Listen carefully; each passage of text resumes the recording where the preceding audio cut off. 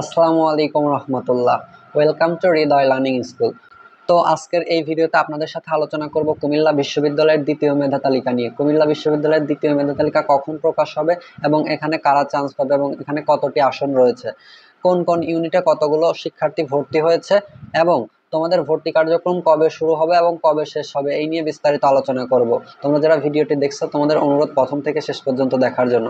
তো চলো কথা না বাড়িয়ে ভিডিওটি শুরু করা যাক। 21 মে 2025 অর্থাৎ আজকে কুমিল্লা বিশ্ববিদ্যালয়ের একটি নিউজ বিজ্ঞপ্তি প্রকাশিত হয়েছে। তো এখানে তারা উল্লেখ করেছে যে কুমিল্লা বিশ্ববিদ্যালয়ের 2024-25 শিক্ষাবর্ষের স্নাতক প্রথম বর্ষের ভর্তি পরীক্ষার দ্বিতীয় ধাপের মেধা তালিকা প্রকাশ হবে আজ বুধবার 21 মে। এরপর ভর্তি কার্যক্রম অনুষ্ঠিত হবে আগামী 25 মে থেকে 28 মে পর্যন্ত, অর্থাৎ আজকে 21 তারিখ, আজকে তোমাদের মেধা তালিকা প্রকাশিত হবে এবং আগামী 25 থেকে 28 তারিখের মধ্যে তোমাদের ভর্তি কার্যক্রম শেষ করতে হবে। গতকাল মঙ্গলবার বিকেলে ভর্তি কমিটি সংক্রান্ত মিটিং শেষে বিষয়টি নিশ্চিত করেছেন রেজিস্ট্রার অধ্যাপক ডক্টর মোহাম্মদ আনোয়ার হোসেন।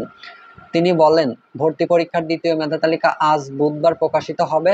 শিক্ষার্থীরা নিজ নিজ প্রোফাইলে লগ ইন করে ফলাফল দেখতে পারবে। এছাড়া তাদের ভর্তি কার্যক্রম চলবে 25 থেকে 28 মে পর্যন্ত।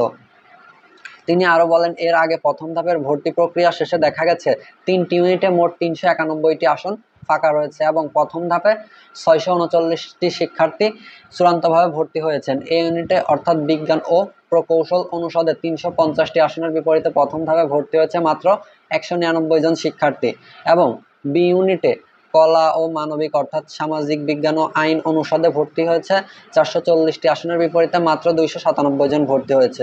তো তোমাদের এখনো এখানে চান্স পাওয়ার পসিবিলিটি অনেক রয়েছে। তো এছাড়া সি ইউনিটে ব্যবসায় শিক্ষা অনুষদে 240টি আসনের বিপরীতে ভর্তি হয়েছে 143 জন শিক্ষার্থী, অর্থাৎ এখানে এখনো 97 জন শিক্ষার্থী ভর্তির সুযোগ পাবে।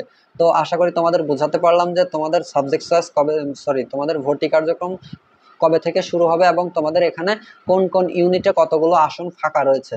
তো আশা করি তোমরা সম্পূর্ণ বিষয়টি বুঝতে পেরেছো। তো দেখা হবে নতুন কোনো ভিডিওতে।